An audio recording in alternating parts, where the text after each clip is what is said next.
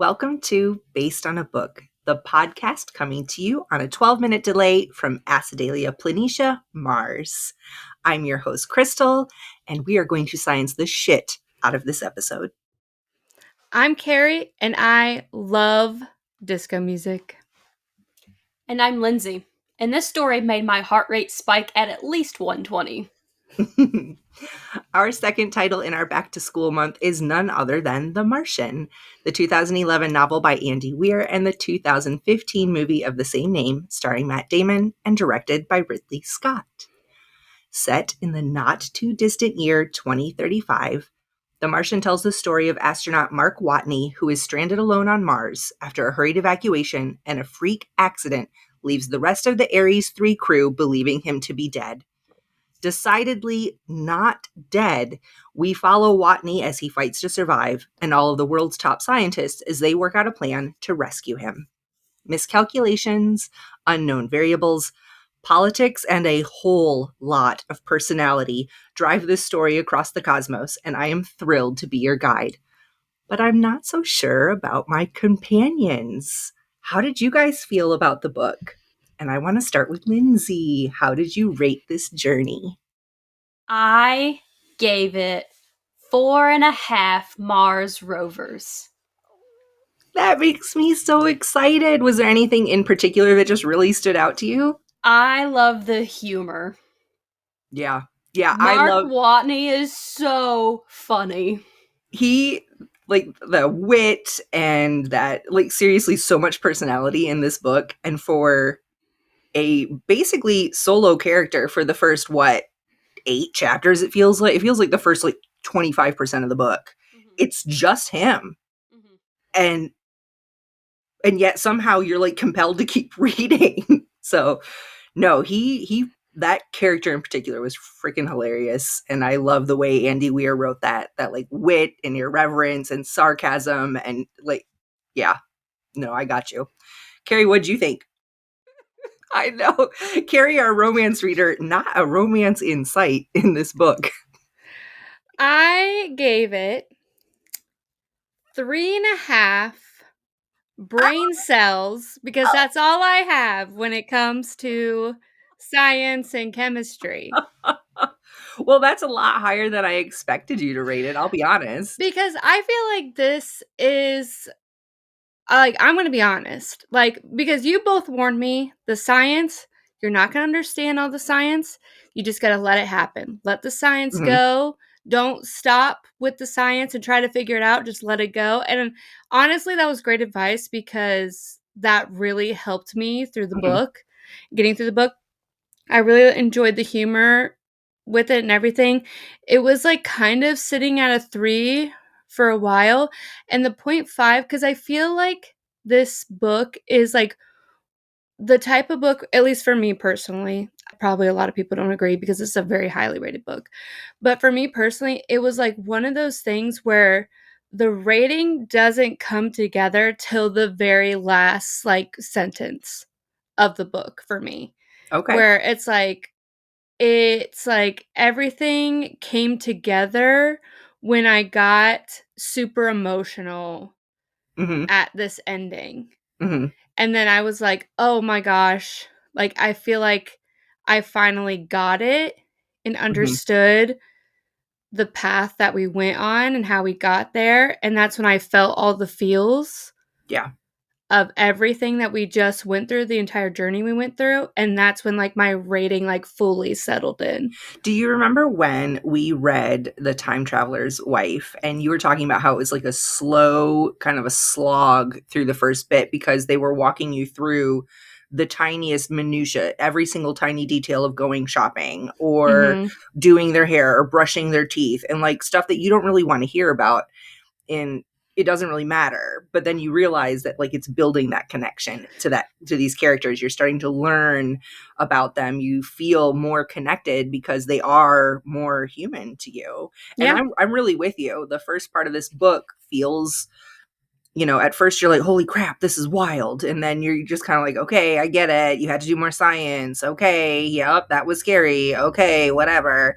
But as you go through these moments, these typical mundane moments of having to listen to disco repeatedly or whatever, you start to really love Mark Watney and you become invested in him surviving. I think what really helped me was getting other perspectives, like the perspectives of people on Earth that were trying to help him, like people at NASA and all this stuff, Yep. or his crew Mhm. that were, finding different things out about him and their decision making along Absolutely. the way. I think switching perspectives, once that switch Yep. was made, I want to say probably like 20% Yeah, or about 20. I feel like it 30%. was like right around that like 25% through the book, we start to see Yeah. what's happening on Earth. I And felt like that's when I started feeling I was like, "Okay, I feel like I'm pushing through this yep. faster and I'm liking it more." Yeah. How did you feel about the beginning of that, Lindsay? Like that first kind of that first bit where it was just Mark. Did you kind of get that like, oh crap, okay, I'm starting to get bored now moment? Maybe slightly, because I do remember when it did switch perspectives. I was like, oh, I really like this. And I really did get more invested. It wasn't that it was a bad thing in the Right. beginning, but it definitely got better. Yeah, I Mhm. feel like it was just the perfect moment Mhm. to start to give that switch to that those other perspectives. I think this was really well written. And I give this book 5 potatoes. It for me as a science fiction reader, as an absolute space journey nerd, this is top Mhm. tier. Yeah, this is right up your alley. This is, and I mean, especially knowing that the vast majority of the science in the book is accurate science, the chemistry and the physics calculations, and like that is what Andy Weir took his time, collaborated with other people and scientists to make sure that this was accurate. Not every single thing in this book is accurate. It is set in the future. There is a man on Mars, which obviously hasn't happened yet. So there's some liberties taken, but for the most part, the science is really accurate. And knowing that, and I'm not like the world's smartest. I know I tell you guys all the time how much I love science. I'm not good at it. Not at all. Chemistry, I dropped that class as soon as I found out I could. Like, Honestly, the whole time I'm just assuming everything's correct. I'm like, I mean, you could tell me it's, correct. I would believe you. yeah, and absolutely, I feel like you didn't have to know the science in order to enjoy this book. Yeah. You didn't have to know it was true. It didn't have to be like he could have made up all that science and it still would have been a great story to Mhm. me. That's actually extremely true. Like, as someone who does not gravitate towards this genre at all, Mhm. like, that's very true what you said. Like, you don't need to love science. You don't need to love science fiction to enjoy this story. It was I'm like legitimately you are not a science fiction reader in general. And the Mm-mm. fact that you gave it a 3.5 like makes my heart so freaking happy.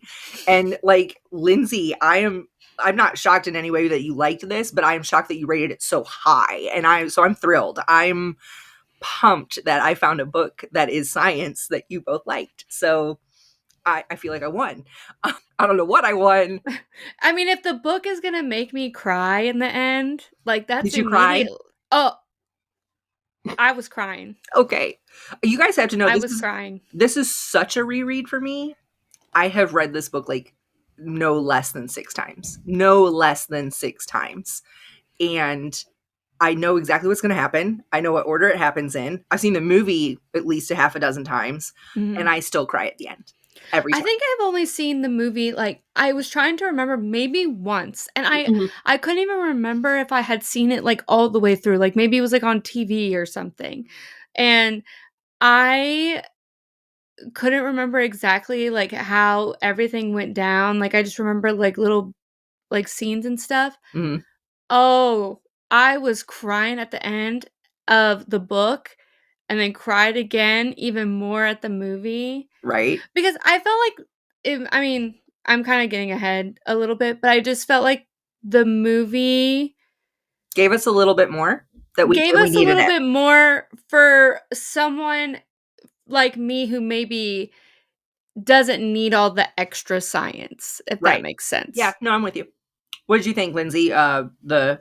The end, did it tear you up a bit? I didn't cry, but I felt it. I Yeah. felt it in Mhm. my soul. Yeah. Yep, I get it. I'm excited. So, okay, guys, are you ready to move ahead with spoilers? You think? Yeah, I'm Okay. ready. Okay, crew, secure the airlock and strap yourselves in. We are heading into our full spoiler breakdown and review of The Martian. Before we fire rockets, though, I'd like to remind you of critical systems. The Martian contains discussion of malnourishment, calorie counting, abandonment, and isolation, excrement, medical drama, and mention of suicide. If you are sensitive to these subjects, please consider scrubbing the mission. For those of us still here, we are go for launch. I'm excited. I know, me too. So I've the book, been so excited to talk about this one. me for like, too. I have been. Well, I mean, it's my jam anyway. So yeah. the book and the movie start a little bit differently. The book opens with Mark Watney's first log entry after the crew has already left, and he tells us what happened and led him to be stranded and left for dead on Mars. The movie opens an hour before the storm really hits, and we see the whole Ares crew on Mars going about their scientific duties. A scientific mission. They are fact finding, they are doing some experiments, they're getting rock samples, and they're kind of out doing all of their things when they get a mission alert from NASA with an updated, what's the forecast for Mhm. the Mars? Was it called a forecast on Mars? I guess. What Yeah. they get an updated forecast for a storm that they know was coming in. It is going to be way worse than they expected and well outside of safety standards. And so they have to make the horrible decision to scrub the mission and prepare for evacuation. Right away in the very, very beginning of the movie, we see exactly what happens. In the book, Mark kind of explains to us what happens, but he leaves out, a lot of the back and forth conversation that we see in the movie of him trying to find reasons for them to stay or ways for them to stay versus the commander basically saying, no, we're out of here. It's my decision. Let's go. Mark gets hit with the communications antenna that gets blown off in the storm and he gets blown away. It impales his suit right through the biomonitor, so the rest of the crew gets zero biomarkers. It basically tells them he's dead. And so trying to save their own lives, they leave him behind. Of course, they think he's dead. We find out right away he's not. And now Mark has to figure out how he's going to survive on Mars. And the first few chapters of this book are very super science heavy, right? Mark starts doing the very, very typical survival situation, checklist, right? That Mhm. how much food do I have? How much water do I have? Do I have shelter? And he starts counting how many ration packs they have. He starts thinking about, okay, well, they left all of their because everybody left in such a hurry. I still have X number of EVA suits that I can wear. I have the 2 rovers that I can use. I have, they left a lot of their personal equipment and their personal items. So I have their laptops. I have And he's basically comparing it to when is the next time someone is going to be coming to Mars. right. Mhm. And so he knows when the next planned mission to Mars is, and it's in 4 years. And not anywhere near where he is. He's in Acidalia Planitia. He needs to get to Schiaparelli crater, which is 32 or 35 100 kilometers away, right? And the rovers, they have solar cells. The batteries only last so long. So he is literally doing all the math equations, all the physics equations for, how long can I make this food last? How can I get these rovers to, the batteries to hold a charge longer or charge them on the road? How can I make more water for myself? Because I have a water reclaimer, but, I'm probably going to need more than that. Of course, the first problem is food. He knows Mhm. right away that the first thing that's going to kill him is going to be not having enough food. And the way it's written, I think, is fun. Like, Lindsay, like you said this, how you like the humor Hmm. in it. I think that was a really fun touch considering, like, the situation is really bad, and we're getting it through his eyes and with his, like, sarcastic humor with it, because it's kind of in, like, a diary type feeling Yes, as you're yes, reading it, which I because think is, like, a good touch. it's based on his log entries, right? And Mhm. like in the weirdest way ever, this whole story is like a slice of life look from the first ever resident of Mars. You know what Mhm. I mean? Like it's Yeah. a day in the life, you know. We follow him along as he figures out like he's a botanist by educationally. His schooling is in botany and engineering, right? So he's a problem solver. That's the engineer in him.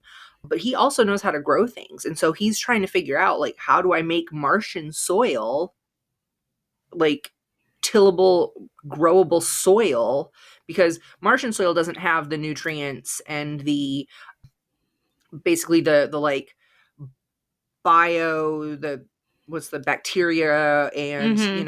that our earth soil has in order to help things grow. And so he is trying to figure out how he can make Martian soil, because there's plenty of dirt around. Yeah. But how can he make it you know to able to grow anything? Mhm. And he figures out that he can use night soil, which is basically poo.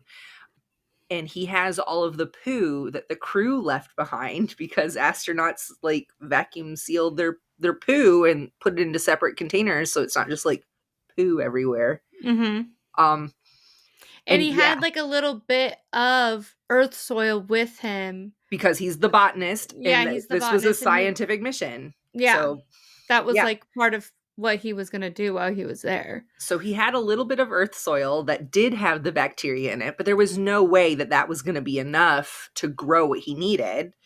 And he found that they had potatoes packed away because part of the mission they were going to be on Mars for Thanksgiving, and NASA thought it would be good for morale to have them cook a Thanksgiving meal together.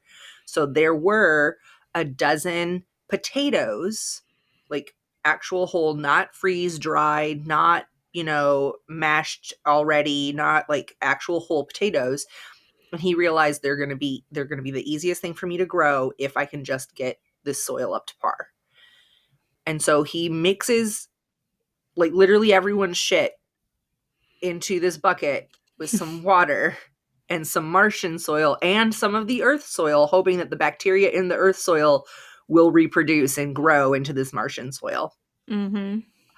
And the way he writes it in the book is funny because he's like, this is awful, and he like makes fun. I can't even remember which of the rest other crew he was like, oh my god, what did he eat when he cuts open his bag? Like, I Yeah. think it was Beck. yeah, it was so funny. And you know it was in the movie, he's got like earplugs but in his nostrils. It was gross, but it was like, okay, even in the story he was like, I'm gonna make this funny because I know how awful this is, but I'm gonna try and laugh my way through it. Yeah. um Whenever when both of you were picturing him doing this in the book mhm, versus the movie, mhm, were you picturing it the same way how they did it in the movie? Like, in my mind, the hob or whatever they call it mhm. that he's in was very much smaller than how they made it look in the Yeah, movie. okay, so in my mind when I picture it, because I really did read this many, many more times before I started watching the movie. And it's in my mind, it was definitely smaller because he talks about how like he doesn't have enough floor space. He's actually going to have to use the Yeah, he's tables like too. he's calculating out the floor space because he is like going down specifically to how much like square footage he needs Yeah, of soil like the versus like soil has to be at least 10 centimeters deep. yeah. It can, and that will only grow Like he this was thinking number of about using potatoes. like And yeah, bunks for like what he would need for the soil and things like that. exactly. And in the movie, it's just one area Yeah, closed off that has all the soil in it and it has right. all the plants in it. So No, it's like, I feel like it mm, was definitely bigger in the movie.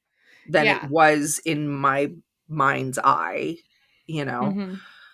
Did you think the same thing, Lindsay, or were you like, I had already seen the movie, so I oh, was okay. just picturing the movie. That's fair. Yeah.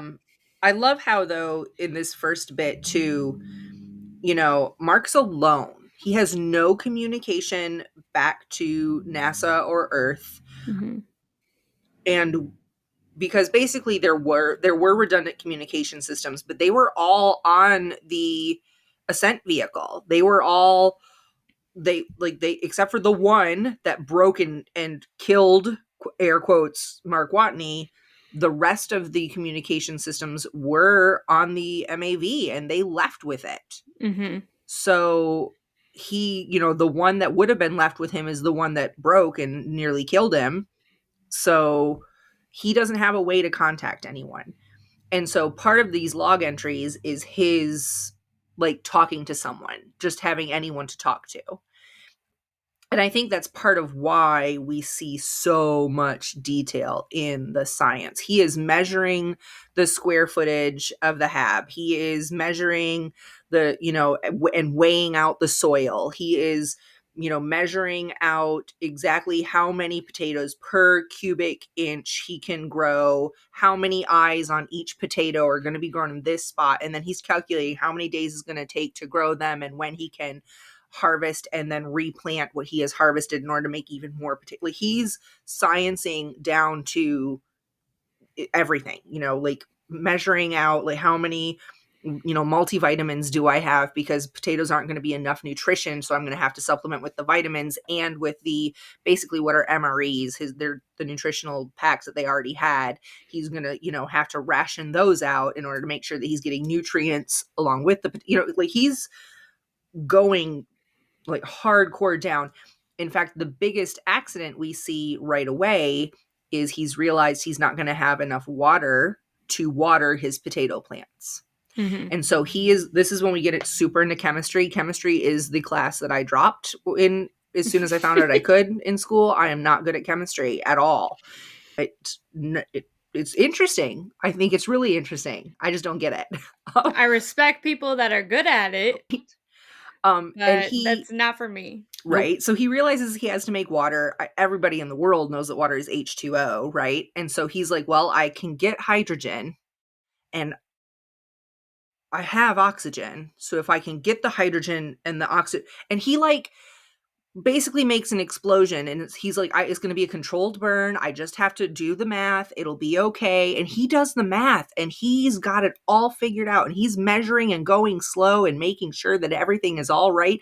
And he still manages to nearly blow himself up when he realizes that there's too much hydrogen in the air because he forgot to calculate the fact that he was going to be also exhaling oxygen because we don't just exhale carbon dioxide, and he didn't factor his breathing into the equation. And that like it's so not only is the science part and him going so full detailed into the science part probably a huge coping skill in being alone and, you know, making sure that he's keeping his mind active and finding things to do so that he doesn't spiral into absolute sheer panic, but also it's saving his life. Yeah. You Other know, things that he does to cope is he's listening to, you know, music from his crew that they left behind, TV shows that they yep, left behind, and his little comments and his logs are hilarious. it is. And they included that in the movie too, which I thought Mm-hmm. was such a good touch and so funny. That was Yep. perfect. And we His- haven't even talked about the cast in the this cast movie. is amazing. This cast is insanity. So good. Like, first of all, obviously Matt Damon, and Mhm. who is at this point an expert at being stranded and having to be rescued. It's just Uh-huh. something that as a society we do. We save Matt Damon. Mm-hmm. But also in this cast, we have Jessica Chastain as Commander Lewis. We have Kristen Wiig as Annie Montrose. She is the director of media relations at NASA. That woman had a job to do in this book. Back from the Secret Life of Walter Mitty. Mhm. Right? Speaking of Secret Life of Walter Mitty, I think there was another one. Maybe there wasn't. No. Oh, no, I'm thinking of we have another entrance of Sean Bean in this Mhm. movie. National Welcome back to the podcast, Sean Bean. Sean Bean. my favorite national treasure hero. You know who we have? I don't think we've had we've ever watched any of his movies yet. We have Jeff Daniels, who I adore. I love Jeff Daniels. Right. We have Michael Pena as Martinez. We have Sebastian Stan as The Beck. return of Sebastian Stan. Like, We hello. have always lived in the castle. Right. We have, who's the other one that I saw that I was like, oh, Benedict Wong is Bruce, who, like, pre-Marvel superhero, he worked at NASA, apparently. Thank you.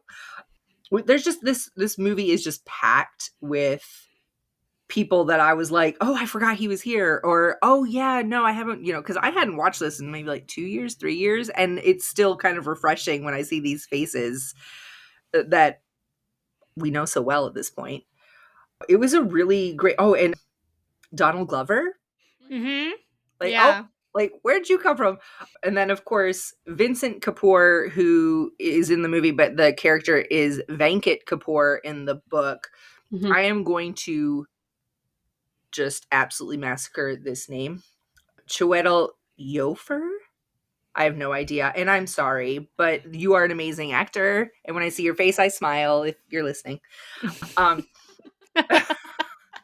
I can't pronounce your name, but I love your face! That's how we roll. But yeah, it was like a jam-packed cast. At this point, we haven't seen anybody, but the crew's gone, so now we're just stuck with Matt Damon, which is also not a bad movie to watch. But I was glad when they went back to NASA, and then we have, oh, what's her face? The character's name, Mindy. Mm-hmm. They convince Vincent/Venkat Kapoor convinces Teddy to let him have some satellite time back on Mars and get some images of the Ares 3 landing, or area in Acidalia Planatia, because he wants to see if there's anything that's salvageable, like the HAB, if the HAB is still there, if the rovers are still there, he might be able to make a case for sending, because they know they've got a 4th mission scheduled, but he might be able to make the case for Ares 5 or 6 it to go back and recover some of this stuff.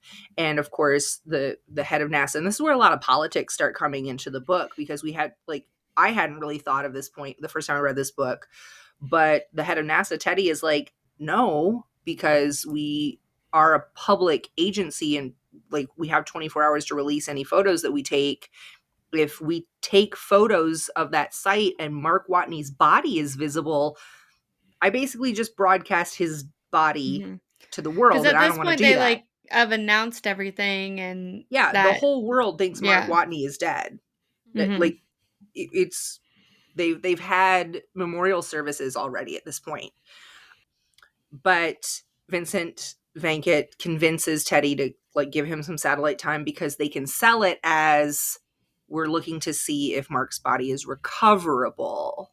Like, we might, because public sympathy is still with the Watney family, is still with NASA, and we kind of imply that we're looking in order to see if we can recover Mark. When they do look, Mindy Park is the analyst who receives the pictures and then is supposed to like distribute them to whoever they go to.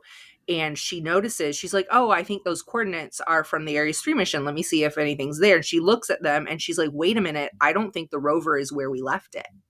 I don't think, like, why are the solar panels cleaned off? Like, stuff like that, right? And so she kind of realizes right away, I don't think Mark is dead.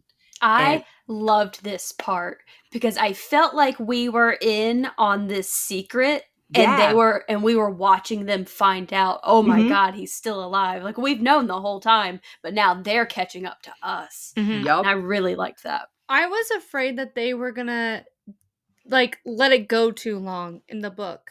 I thought that they were going to make it where they weren't gonna know he was still alive until much, much later. Right. And I was like, because I mean, like I said, I couldn't tell you anything about the movie at that point, so I really couldn't remember anything. And I was like, I really hope that they're not going to not know until the very end of this book. And that's when they're going to go on this rescue mission. That's going to Right. frustrate me to hell, where I'm Mhm. in on the, like you said, in on this secret till the very end of the book. That's going to like drive me insane. Right. But the fact that immediately into it, like we said, 25, maybe 30%, they know, and the rescue mission is beginning now. Right. And there I love it. are some differences between the movie and the book as to the timing. It's Soul 6, day 6 basically of the mission when Mark Watney is impaled in the book. In the movie, it's like day 15 or something. 18. Yeah, it's way further on in this 30-day mission. In the movie or in the book, it is like day 45 when they notice that he might still be alive. In the movie, it was like day 54. So like, and it's not like super off, and it doesn't really change any of the story at all. It's just one of those that kind of made me go, wait, why? But meh. This is also the part in the book, NASA's figured out he's alive. They've decided not to tell the rest of the Ares crew. The Ares crew is still flying home, and they want them to focus on getting home and getting home safe. NASA has decided right away, we're not telling them, at least not until we know whether or not we can save him. We don't want them to feel like they left a man behind. We don't want them to feel guilty. We want them to just focus on getting home and getting home safe. And the head of the crew, like the guy who's in charge of making sure that the crew is safe, Mitch Henderson, played by Sean Bean, basically is like, I think you're making a huge mistake. I think they have the right to know. We need to tell them. And this is where we kind of right away learn that Mitch is kind of a jerk, but to me, in the best way. Like I liked that character. He was, to me, he's the kind of guy I always want in my corner, right? Because he's going to stand up for what's right. Yeah. But that doesn't necessarily mean he's doing what's smart. And the rest of NASA is trying to be smart about this. Because it was crew over NASA.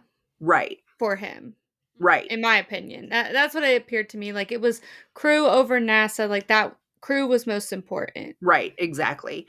And we start to again see like the not just the politics of just, corporate politics, but like actual world politics coming in, because now the world has to know, because again, those pictures are about to become public, and they're already trying to figure out how we're going to spin this. How are we going to break this news? We need to have a press release ready the moment we release those photos. Mm-hmm. So and we start to kind of see a little bit of that happening. Of course, now we know Mark is on Mars growing his potatoes. He's got his water. His eyebrows are growing back from where he burned them off.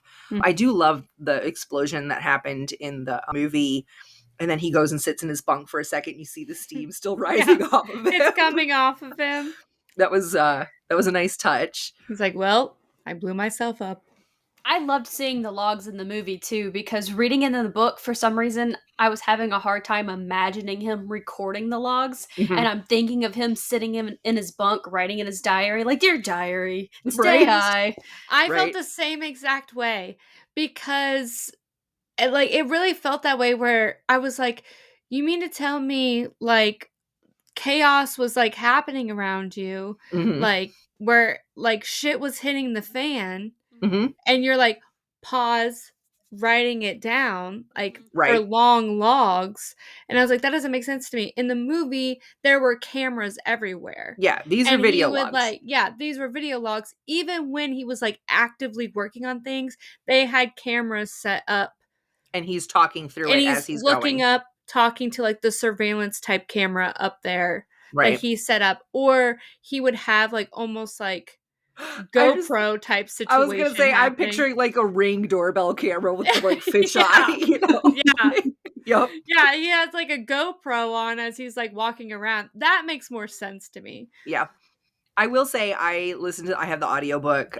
There are two versions of the audiobook. There's the Will Wheaton version and the R.C. Brave version. In my mind, Mark Watney looks like Matt Damon and sounds like R.C. Bray, and you cannot tell me otherwise. Mhm. That's it. And so I will say, I love Will Wheaton. I love you.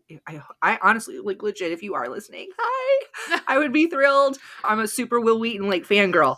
However, I like the R.C. Bray book so much better. I am in love with R.C. Bray's narration on this. R.C. Bray is actually from Chicago, just like the character Mark Watney. And so in my mind, that sense of humor, because he really does act out these logs in the audiobook. It is so, just like at one point he literally like yells like fuck yeah science, and he just like yells it in the audiobook too. So it's not a dry reading. It's like mad props to R.C. Bray for this one. And it's I think it makes, because I have read the physical book too, and it's like you said, you kind of in your head you're like log entry, like dear diary. It really is. It feels that way. But then having the words like spoken to you, it kind of was a more immersive experience that I think Andy Weir was going for. Yeah, I did the other audiobook, The Will Wheaton. the Will Wheaton one. And yeah, I wasn't feeling it too much, at least like compared to what everyone is saying how incredible the audiobook is. I am curious how the Project Hail Mary audiobook is going to be, I because I hear incredible things about that audiobook. Listen, I'm just putting this out there. I like you guys like I don't know if our audience knows this or not, but we choose our books personally. Like I'm hosting the book that I chose. Mm-hmm. And although the other two hosts can always say I'm not comfortable doing that book, I don't really want to, and we will take that into consideration. At the end of the day, we get to choose the books that we do. We will be doing Project Hail Mary. We will be yeah, doing we Project will. Hail Mary. It's going to happen, whether Yes. anybody else likes it or not. And if I have to do that on my own, but I think after this book, y'all like to do that too. Yeah, So, definitely. I'm excited insane. for that one. For reals. Where are we? I don't know. Oh, he's grown his potatoes. NASA knows he's Yes. alive, but he still can't communicate with them. They can't communicate with him. So they know he's alive. They're watching him.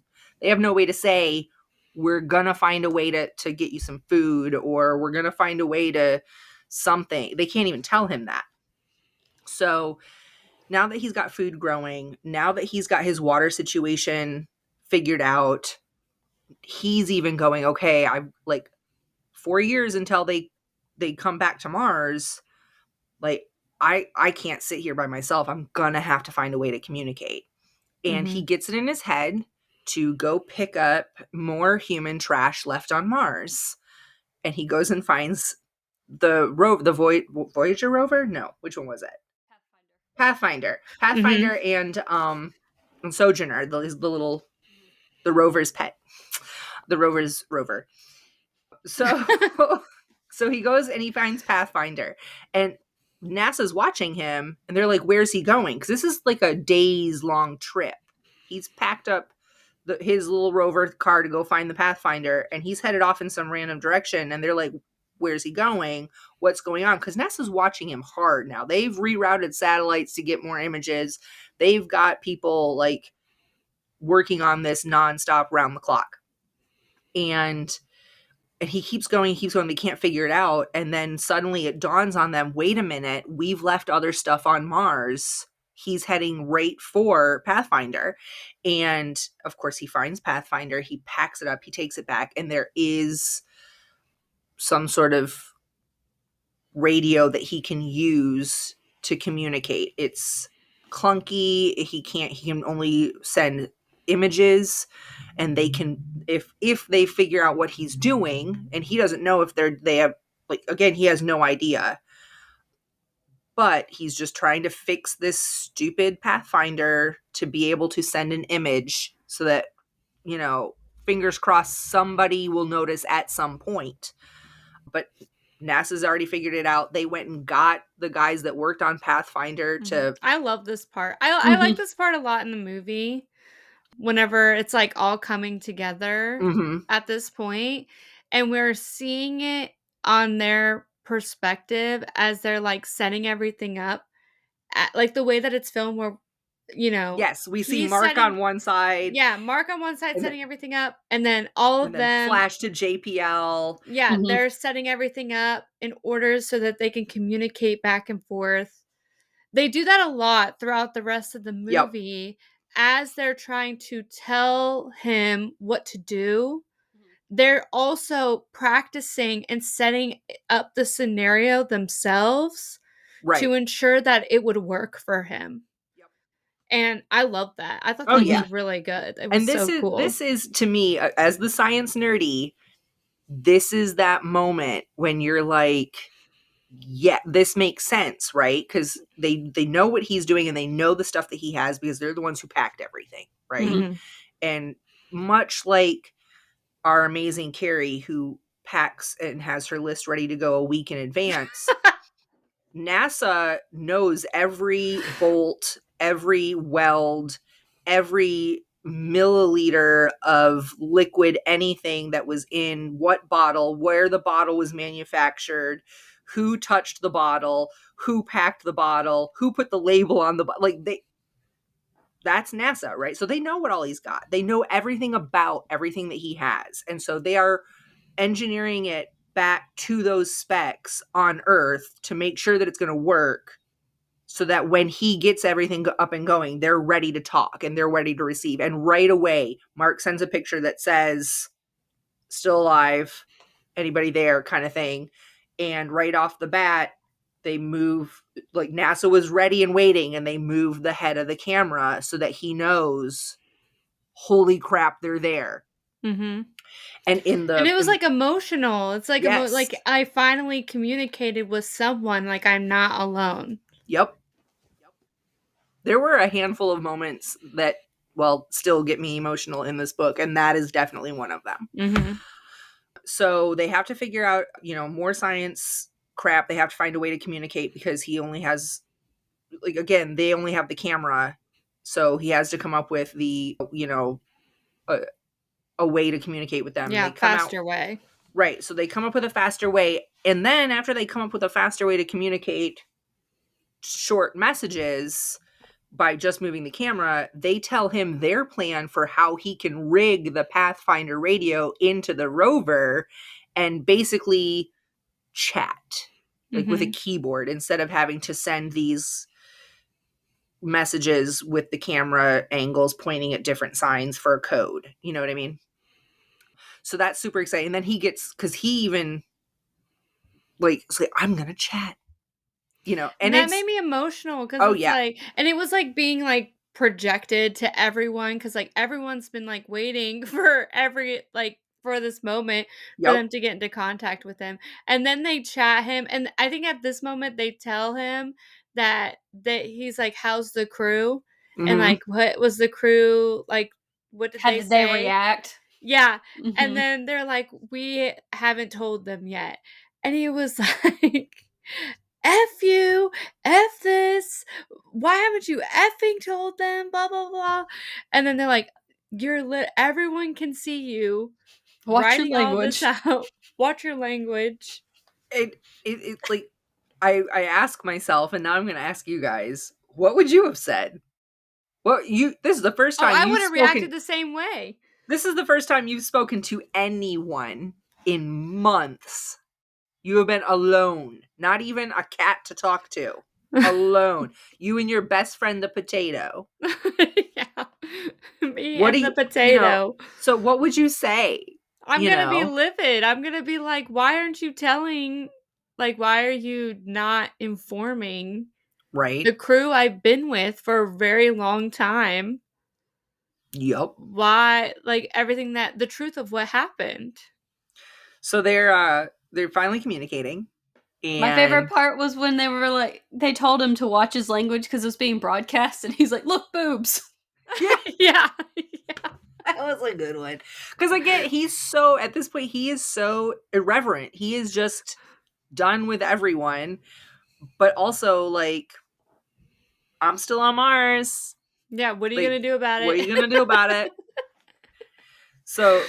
So yeah, he's finally talking to NASA. They've got him this chat system set up, and now that they can communicate, And there's a 12-minute delay, right? So from Earth to Mars and then from Mars back. So Earth sends him a message. It takes 12 minutes to get there. He responds to their question and it takes another 12 minutes. So this is like 24-minute round trip. This is not a quick gab. This is worse than dial up, okay? So they're sending him all kinds of instructions, asking all kinds of questions. They want updates on how many potatoes how did he grow the potatoes? How many potatoes does he have? Now that you have the potatoes, these are the plan for the potatoes. And he's like, excuse me, I'm the only Martian botanist in existence. Leave me alone. I'm the greatest botanist on this planet. Yeah, that's what I was about to say. Technically.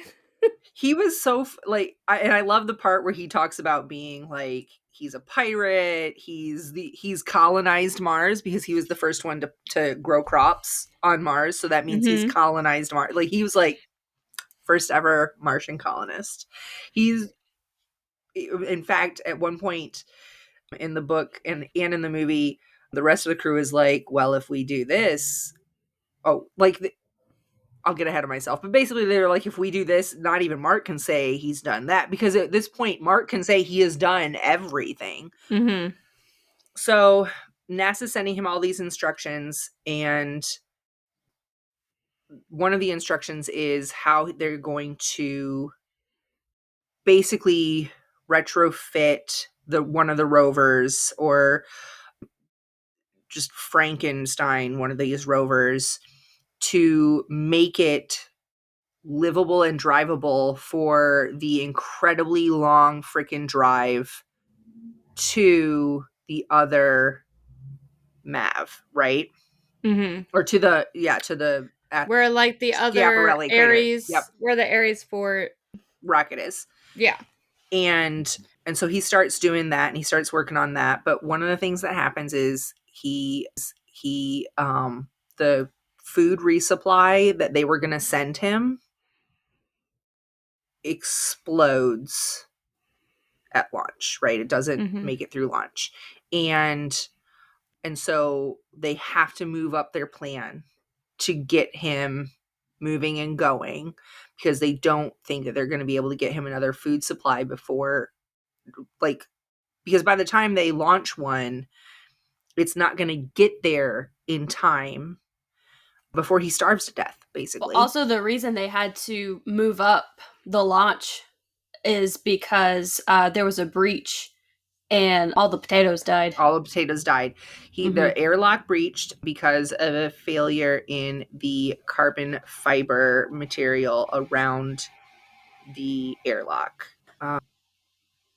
This book was written before the Titan submersible, but I feel like our scientists should know by now that carbon fiber is not something that we should use under stress multiple times.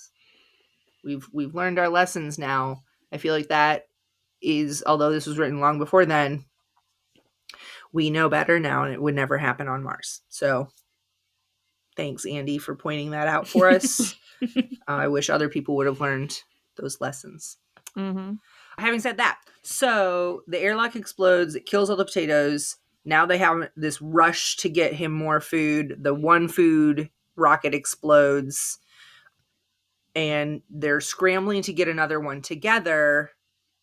And this is where we get into world politics, because the Chinese space program has a rocket that they're going to use to launch a probe into the sun to do solar experiments and gather solar data. But the Chinese realize that this rocket is big enough and strong enough to make the trip to Mars to deliver more food. The United States government, nobody else really knows what's going on with that rocket. They know they have a rocket, but they don't know the specs of the rocket because that's a state secret, right? So the Chinese government realizes, well, we don't have to tell them. They would never know. But they kind of say, or we could use this to our advantage. We could go save this guy and negotiate a Chinese astronaut on the next Ares mission. And so they do that. They, in the hopes of saving Mark Watney, they reach out to NASA and say, hey, we have this rocket that you can use. we only ask that you put one of our astronauts on your next Mars mission. And of course, NASA's like, fuck yeah, helps out. And so they do. But this is where Donald Glover comes in, Rich Parnell, who in the book was a very awkward character, definitely socially awkward. Mm-hmm. I think it's kind of hinted that he is like a spectrum person because he is like, am I being difficult? Some people say I'm difficult. I wish they'd just tell me, you know. And Venkat Kapoor right away was like, you're being difficult. And he was like, thanks. So, and I appreciate that. Like, please just tell me.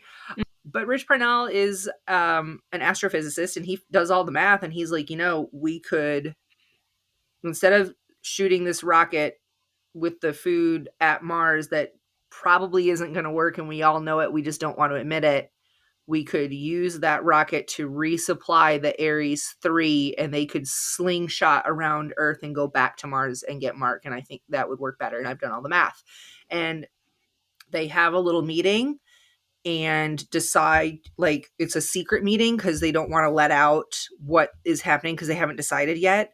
And so Venkat, I'm going to go with the movie on this one because it's funnier. The Vincent in the movie kind of sets a meeting and titles it Meeting of Elron. And everybody's like, well, not everybody. Annie is like, why is this called the Meeting of Elron? Like the Council of Elron. Why is this called the Council of Elron? And Sean Bean is like, because it's secret. Like, I died. I think they literally hired him just for to this say moment. this line. Yes, just for this moment. Say this line. I I was- swear that's Yep. literally why they did that. Yep. I was like, I literally, when they said that line, I started dying laughing. I was like, that's literally the only reason why this man is here. Yep. It's also the only reason they hired Ridley Scott, because the line "in space no one can hear you scream" was used Yep. in the book. Yep. Mhm. So that cracked me up. I was literally like cackling. I rewinded it and played it. I was like, did he really just say that? I'm dead. Yep. So Rich Parnell explains this maneuver and his calculations to Mitch and Teddy and Venkat and Annie and Bruce, Benedict Wong, and is basically like, this is our best chance. And Teddy, of course, the head of NASA, is like, okay, so basically you're telling me we have a really high risk of killing Mark if we just send the rocket straight to him with food because it might not work. Or we have a low risk of killing all 6 of the Ares crew, the 5 that are on the MAV and Mark, with this maneuver.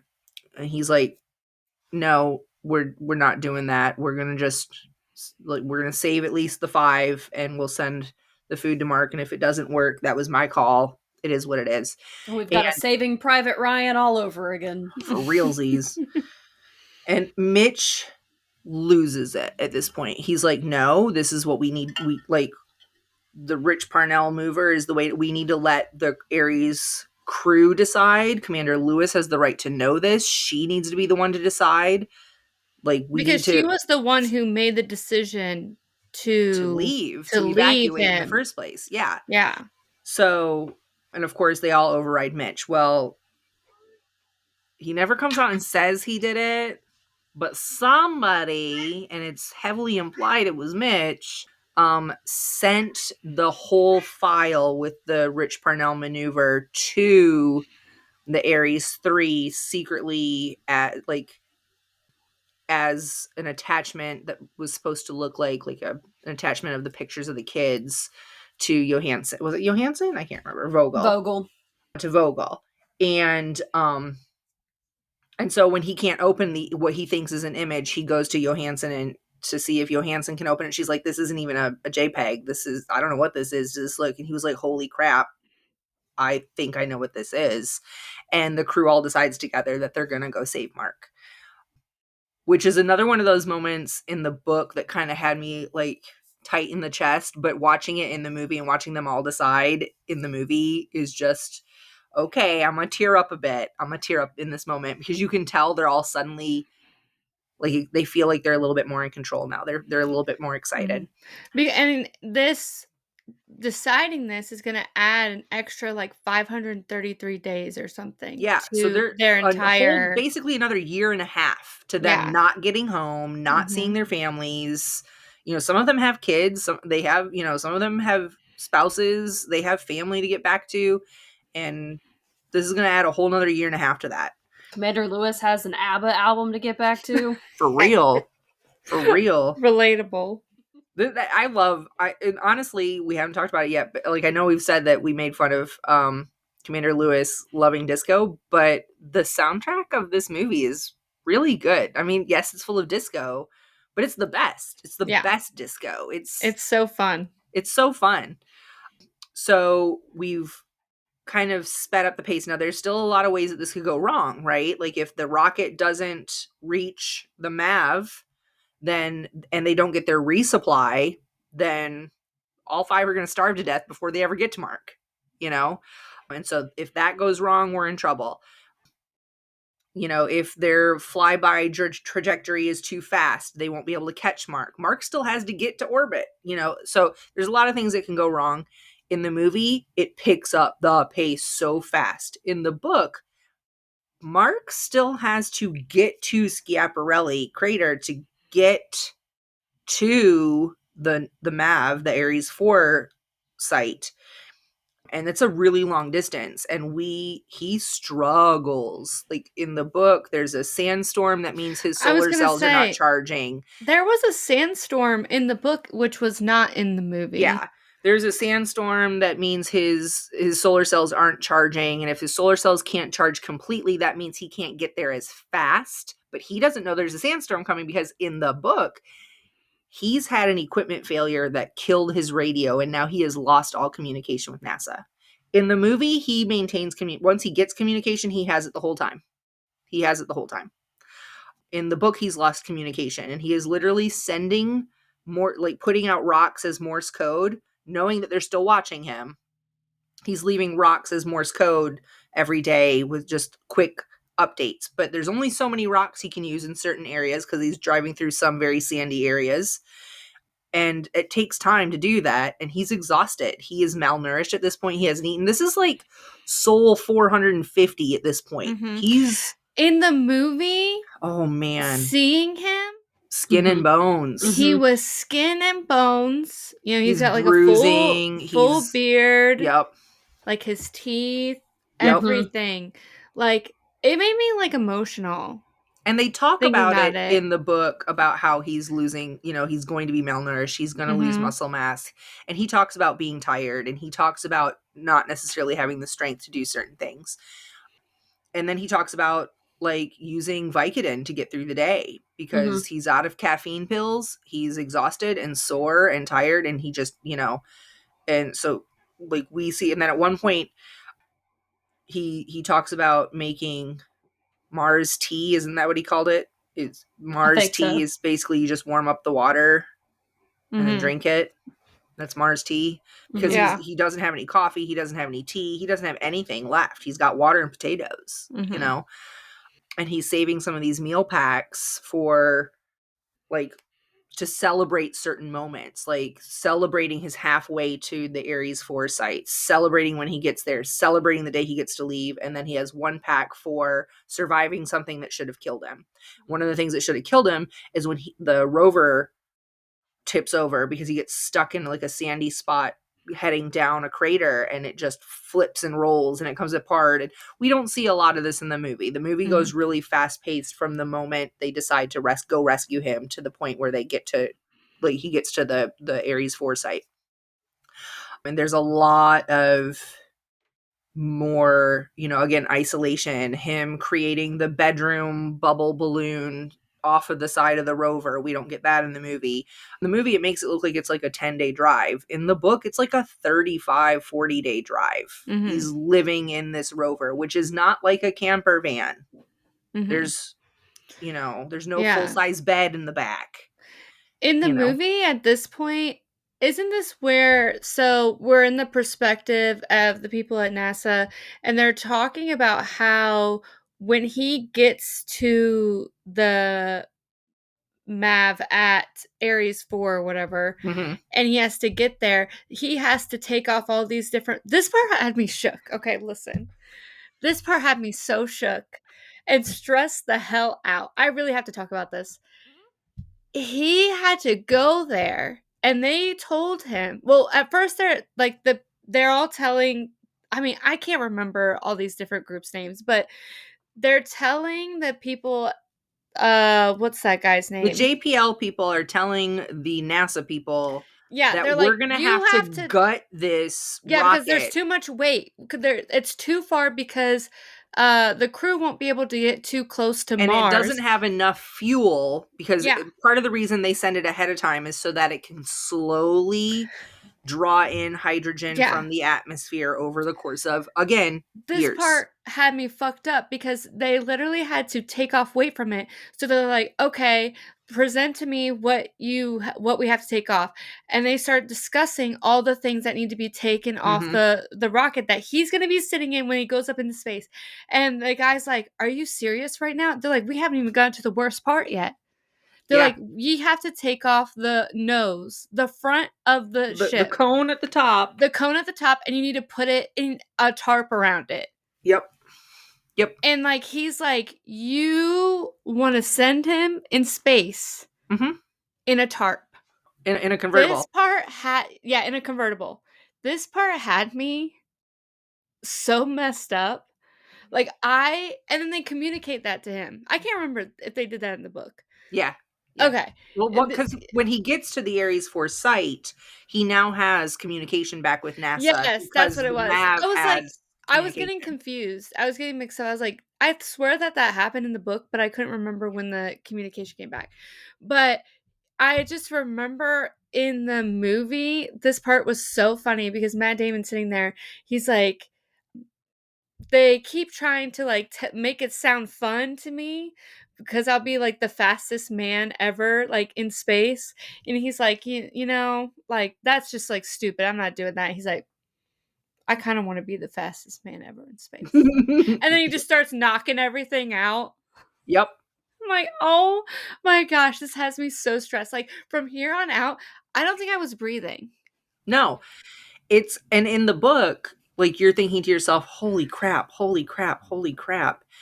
But you're like, they've had teams working on this for days and days and days at NASA and JPL, and even the Chinese scientists are helping at this point.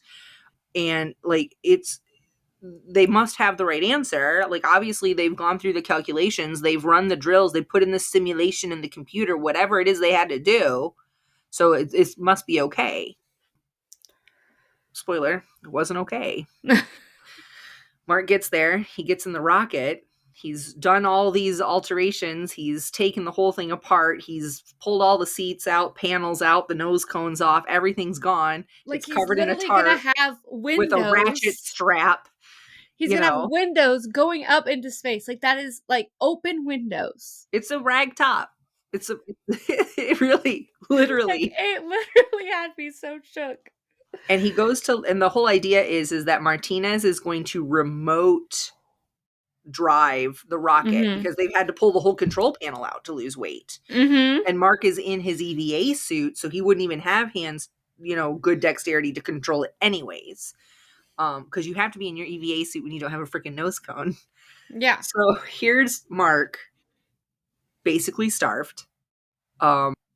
Just nothing, skin and bones, in the seat, in his suit. Oh shit, I might start to cry. I know. And he And is it's being like broadcast broadcasted. around the world. Like, people are Mm-hmm. in Times Square and out on the lawn of the NASA space centers, and they're like, because they're wanting the live updates, and it's being broadcast everywhere. And of course, it's on a 12-minute delay. So NASA at this point knows there's nothing we can do. It is 100% in their hands. Even if they told us something was wrong, by the time we got them the fix, it would be too late. And Mark is sitting in this. Commander Lewis is, hey, Mark. And he was like, thanks for coming back for me. And I start bawling. Because he instantly. literally. And he's starting to tear up. I read that this was actually Matt Damon's reaction because he had filmed his scenes separate from everyone else and he felt isolated. So when he was hearing the crew and their recordings, he got emotional and they ended up using Shit, that in the that'll mess me movie. up.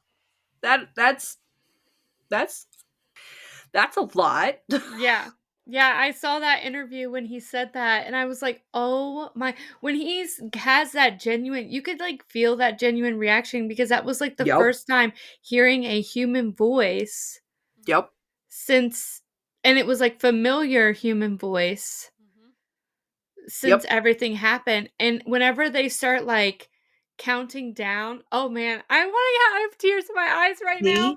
Because When they this whole start time, counting even down. when, yeah, and like even when he was talking to NASA before, he was not hearing a voice. It was Mhm. all chat. It was all messages and emails and, data packs and stuff. None of it was actual videos. None of, other than his 70s movies and disco music, he had Mhm. not heard another human voice. And they're like saying everyone like checking in for everyone to Yeah, go, and then like, everyone hears him say like go or whatever, yeah, a like rocket, he says go, broadcasted. and everybody across the world begins cheering. Yeah. And then the rocket fires and he goes up, and Martinez right away is like, something's not right, and he's not reaching the right altitude. Mark from the inside sees that the canvas that he has covered the nose with is flapping really hard and tearing, and it's creating a ton of drag. I have chills right now because just thinking about that, like honestly, Yep. I did not think that was like a terrifying thing to me. Mm-hmm. But I kept thinking about it. I was like, that is probably the scariest thing I have ever seen in my life. Like, And this is why, as much as tarp I love gone. space, I ain't going. Yeah, tarp is gone. Windows open, out in the open. And they keep saying he's going to pass out. He's probably going to be passed out. They keep trying to talk to him. He's probably passed out. The man is floating in space. He's got open windows out here. I can't get over it. And of course, at this point, because he didn't reach, is like they finally got him high enough, but because it took so long and they don't have any more fuel in the rocket to move him or maneuver him at all, they're gonna miss him, and they know Mhm. it. And so they figure out a way to burn some of their fuel to adjust the rocket to align better with him. But now they're going to get to him, but they're going to be going too fast to be able to grab him. They're just going to smash him. Mhm. And so now they've got to slow down, and they figure out how to use atmosphere as an accelerant to go the other way. Love that they called it acceleration in the book and not deceleration, because they were using acceleration in the opposite direction to decelerate the vehicle. So sorry, I got science nerdy on you. I told you I was going to try not to do that in this episode too much, but they did. They use atmosphere to blow, one of the hat airlocks, and use venting atmosphere to accelerate in the opposite direction that they're going, slows down the vehicle just enough that they can reach him.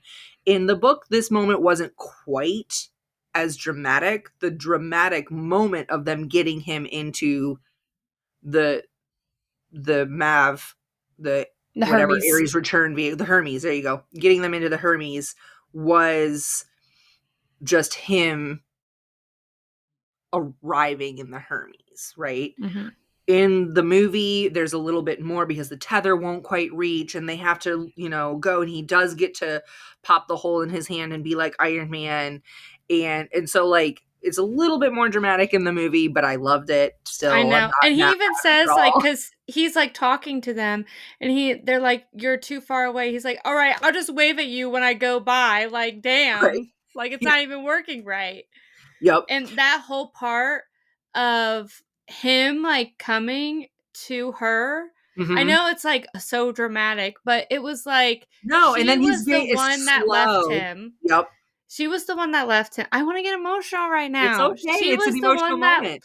left him and he like came to her and like you could just feel like the like desperation. Like, the acting was so I'm, like, gonna cry.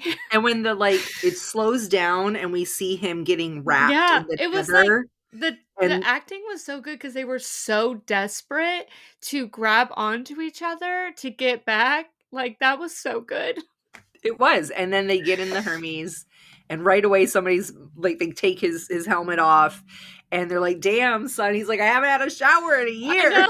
Like, it was a Okay, perfect moment. But also then so the another book kind of ends here. Kind of talks about like they came back for me and everything's fine and now I'm yeah, safe and we're heading home. And the book kind of ends. another terrifying thing, why I didn't know that astronauts be doing this, but The walking around the shuttle. Yeah. outside, not attached to anything is crazy to me. They don't That's really do that much, but also like it's not like there's wind. It's I not like know, you're but, gonna get like, blown around. floating around, like, jumping from one thing to another without being attached, I was That's like more of a movie thing, I know, but I literally was so stressed out. I was like, "Oh my god, please don't do that ever again." right? I hated that. Definitely anxiety inducing. Mhm. In And did you the know that there's, like, a Martian VR experience or something like that? no, Where I you don't can do VR, actually but I see that. play as Mark Watney and, like, experience, like, the different scenes and stuff. Huh. I should No, try that out. I'd be scared. No. I mean, it's VR. I'll be doing it from my couch. It'll be fine. It'll be I'm too fine. scared. VR is scary. The movie does give us the epilogue that I feel like we all needed. And because I didn't want to spoil it for you guys before we got to this point, I knew how the movie ended. And this is exactly why I chose this for Back to School Month. Because in the movie, we end with Mark Watney on Earth teaching a class to some new NASA cadets about how to survive in space. And it's kind of like we see him like filled back out, like back to a normal healthy weight. We see him with healthy skin and a full head of hair and definitely gained a few pounds and looks a little bit older, a little bit wiser. And he starts cracking jokes to these he says, and before anybody asks, yes, I did farm potatoes in my own shit. So it was kind of a perfect circle moment. I love having that little ending epilogue. What did you Yeah, me guys think? too. Book or movie? I have to say movie, Okay. honestly, just for the Because purpose it of cut out like a lot of the like deep, tiny details of the yeah, science that weren't really yeah, it for you anyways. yeah, I feel like it was just more entertaining for me personally. Lindsay? While I really liked the movie, I still think the book had more of the humor that I liked. So Yeah. I have to go book. Yeah, I think the humor was a lot more, like, on it in the book. I absolutely love this book. For me, it will always be book. This is my go-to like 11-hour road trip. I'm turning on the audiobook for The Martian. My family's sick of hearing it. I don't care. Go to sleep. I'm driving. So yeah. That brings us to our question of the episode. And in keeping with our back to school theme, I wonder, what did you learn from this book, Keri? My big thing was the night soil, actually. Using human waste as fertilizer. I went on a huge when I encountered this part in the book, I went on a huge deep dive on this where like back then of, when fertilizer is in high demand, feces being extracted from, chamber pots and stuff and like there was like a night cart man that would go Mhm. and collect them using it on farms. Obviously, not the best idea when bacteria being spread and all that stuff, but I just thought it was interesting how that was done in the book and it worked in this sense because it was like the bacteria was being killed when it was being frozen, things like that. Right.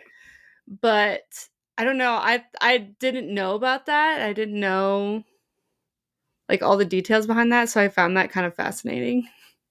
Okay. Okay. Shit. Lindsay? Literally. Literally. Lindsay, what'd you learn? I learned that Andy Weir is one of my favorite authors. Aw, that's fair. Oh, That's me, fair. I'm like, I learned about I learned human something like, feces and fertilizer. for me, I don't feel like this is that I learned it, but I guess it never really clicked in my head that the L in LCD is liquid. Like I knew that. Mm-hmm. But at one point in the book, Mark takes a laptop out of the hab to try and like record data on the laptop, only to realize that the LCD screen instantly froze and killed the laptop, basically. So like, because Mars is really cold. And I knew that. I knew that the L in LCD stood for liquid. It just never occurred to me what that might mean for the functionality of the devices that I use all the time. So the more you know.